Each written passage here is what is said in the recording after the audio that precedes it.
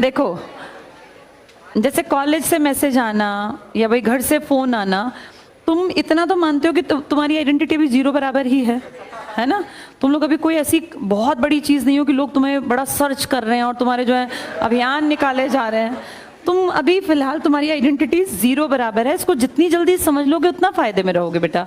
ये तुम्हारा wastage of time है। और अगर तुम्हें लगता है कि सभी ऐसा करते हैं, ठीक है, तुम्हारी पीढ़ी थोड़ा सा अलग है। तुम लोग जरूर, तुम्हें व्हाट्सएप चलाने, इंस्टा चलाने हैं, वो तुम्हारी जरूरत है खाने की तरह, लेकिन उसका एक टाइम सेट कर लो उसका। क्लास के बीच में तुम फोन देख रहे हो, तुम्हें नहीं लगता तुम्हारा ध्यान डाइवर्ट होता है और ये कम पकड़े जाते हो और तुम ज्यादा पकड़ी जा रही हो। ये बहुत गलत बात है बेटा। फिर पकड़ते नहीं है, ये भी चलाते रहते हैं इसके टाइम पे। अच्छा, बहुत अच्छी बात है। फिर बेटा तुम ही लगोगे, जिनके फोन नहीं आते वही लगेगा, जिनके ज्यादा फोन आएंगे फिर गड़बड़ में होगी बेटा बात। और लड़कियों, तुम इस बात को समझ लो, तुम्हारे पास लिमिटेड टाइम है। इनके तो फिर भी 2-4 साल 6 साल बढ़ जाएंगे। इनकी तब तक शादी नहीं होगी जब तक ये नहीं लगेंगे। पर तुम लोगों को तो अब ये तुम्हें पता नहीं ना, शादी के बाद जिंदगी जो है ना वो जहन्नुम बन जाएगी अगर तुम इंडिपेंडेंट नहीं हो। ये बातें सिर्फ कहने भर की नहीं है बेटा, ये बातें तुम्हें समझनी पड़ेंगी। 12वीं के बाद ना जब नए नए बाहर निकलते हैं तो हमें लगता है दुनिया बहुत खूबसूरत है, बहुत हसीन है। कुछ भी नहीं है, दुनिया भयावह काली है। और उसमें ना तुम लोगों को सिर्फ और सिर्फ अपने जो काबिलियत है ना ये सस्टेन करवाएगी। और लड़कियों को तो वैसे बेटा दूसरा ऑप्शन है नहीं। एक बार जहां तुम्हारी शादी हो गई, तुम्हें जिंदगी भर वहां निभाना पड़ेगा। अगर तुम पढ़ी लिखी हो तो तुम्हें इज्जत मिल जाएगी, अदरवाइज वहीं बेइज्जती भी होगी और वहीं रहना भी पड़ेगा। फिर तुम्हें ये बात याद आएगी, काश उस टाइम पे हमने मान लिया होता या मैम की बात सुन ली होती। ये इंस्टाग्राम के जितने दोस्त है ना, ये जिंदगी में कभी मिलने नहीं है, ना ये कभी काम आने। ये सच बात है। और जितने तुम्हारे, कोई तुम्हारा फॉलोवर हो, कोई तुम्हें इंस्टा पे, तुम्हें क्या फॉलो ही करते हैं इंस्टा पे, हाँ, तो वो किसी काम नहीं आने।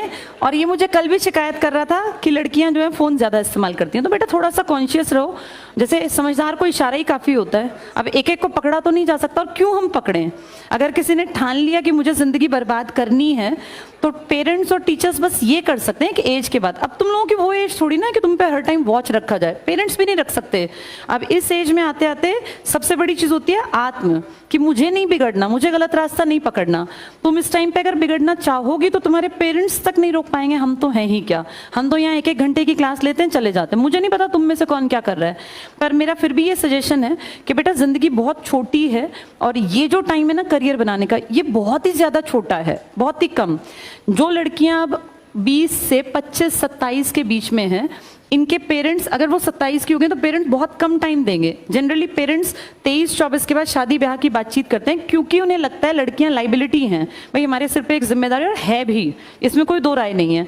जो लड़कियां पढ़ेंगी लिखेंगी नहीं, कुछ काम नहीं करेंगी, तो क्या करेंगे, उनको घर में मूर्त की तरह थोड़ी ना सजा के बैठाएंगे, करेंगे उनकी शादी। मैं इस मामले में बिल्कुल ये नहीं मानती कि लड़कियों को 30 साल तक बैठाए रखो। क्यों बैठाए रखें, पढ़े लिखें, काबिल बने, बहुत अच्छी बात है, इंडिपेंडेंट बने, उसके बाद वो कोई डिसीजन अपना खुद से लें। उन्हें शादी करनी है नहीं करनी, किससे करनी, उनको आज़ादी। लेकिन ये तरीका कि भैया 20 साल की उम्र है, 19 साल की, अभी स्कूल से निकले, व्हाट्सएप चलाए जा रहे हैं, इंस्टा पे मैसेज आ रहे हैं, तो बेटा इसका फिर लॉन्ग रन में तुम क्या सोचती हो, क्या निकलेगा। ये फाइनली एक एज के बाद तुम्हारे पेरेंट्स शादी कर देंगे, और उस शादी के बाद चाहे कुछ भी करती हो तुम अभी घर पे, तुम्हें झाड़ू भी मारनी पड़ेगी, पोछा भी लगाना पड़ेगा, बर्तन भी धोने पड़ेंगे, कपड़े भी धोने पड़ेंगे, तह भी करने पड़ेंगे, प्रेस भी करेंगे। पूरा दिन तुम्हारा जाले उतारने में और पोछे मारने में चला जाएगा। तो उससे तुम्हें बचना है। काम कोई बुरा नहीं है, मैं ये बिल्कुल नहीं कह रही कि काम बुरा है, लेकिन तुम उसके लिए नहीं बने हो कि तुम सिर्फ पूरी जिंदगी पोछे मारते रहो। और तुम्हें लगता है नहीं हम उसमें खुश रहेंगे, तो बेटा कर लो फिर मैसेज, फिर कौन रोक सकता है, फिर तो कोई रोक ही नहीं सकता। तो अपनी लाइफ सेट कर लो, ये फालतू के काम कहीं काम नहीं आने बेटा, है ना। और अब मुझे समझ नहीं आता लड़कियां जो इनको टोकना पड़ रहा है, नहीं तो हमारे टाइम पे मुझे याद है लड़कियों को तो कोई कहता ही नहीं था, लड़कियों की तरफ देखना ही नहीं पड़ता था, लड़कों को तो टोकना पड़ता था। पर आजकल लड़के थोड़े शरीफ हो गए एक्चुअली, इनको ना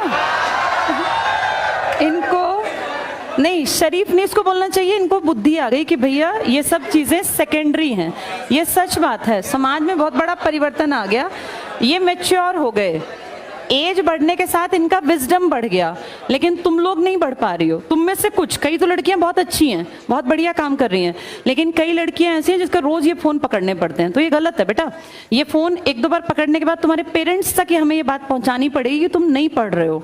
सबके लिए नहीं है। जो लड़कियां अच्छी हैं, पढ़ रही हैं, बहुत अच्छी बात है, ऑल द बेस्ट, पढ़ते रहना। लेकिन जो पकड़ी जा रही हैं रोज रोज, उनको अलर्ट होना है बेटा, ठीक है। और ये दिन बहुत जल्दी भागेंगे। ये अपने पेरेंट्स के घर जो ऐशो आराम है ना, तुम्हारे बीच में जो मैरिड हैं इनसे पूछ लो, ये ऐशो आराम ज्यादा दिन चलना नहीं है। पेरेंट्स कुछ भी कर लेंगे, लेकिन ससुराल में जैसा माहौल होगा तुम्हें वैसा ही ढलना पड़ेगा। पेरेंट्स की चलनी नहीं है। जिनके घर में पेरेंट्स की चलेगी उनके घर बसने नहीं है। तो ये मान के चलो कि फिर ससुराल के अकॉर्डिंग ढलने के लिए अपने आप को सबल बना लो। चलो, अब ये ऐसा फोन दोबारा ना आए किसी का। और लगा रखा है स्टारबक्स का। चलो।